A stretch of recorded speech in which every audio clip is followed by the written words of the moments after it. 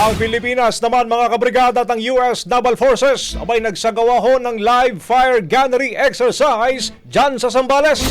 Wala dyan sa Campo Aguinaldo, Brigada Cat Austria, i-brigada mo! Brigada Live Report. Matagumpay na naisagawa ng Armed Forces of the Philippines at US Naval Forces ang live fire gunnery exercise sa karagatang sakop ng San Felipe sa Zambales bilang bahagi ng multilateral maritime event ng exercise Balikatan. Isinagawa ang drill kahapon 21 nautical miles mula sa baybayin ng San Felipe kung saan gumamit ng 50 caliber guns ang mga barko ng Philippine Navy na BRP Ramon Alcaraz at BRP Conrado Yap. Nakibahagi rin sa pagsasanay ang mga barko ng Estados Unidos na USS Savannah at USS Comstock habang nagbigay suporta ang Philippine Coast Guard sa pamamagitan ng deployment ng BRP Gabriela Silang.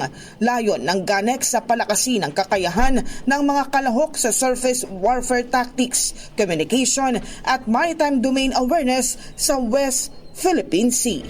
In the heart of changing lives, ako si Brigada Cat Austria ng 105.1 Brigada News sa Manila, The Music and News Authority. Brigada Balita Nationwide. Ang bahaging ito ay hatid sa atin ng Drive Max Coffee. Ligayang tuloy-tuloy.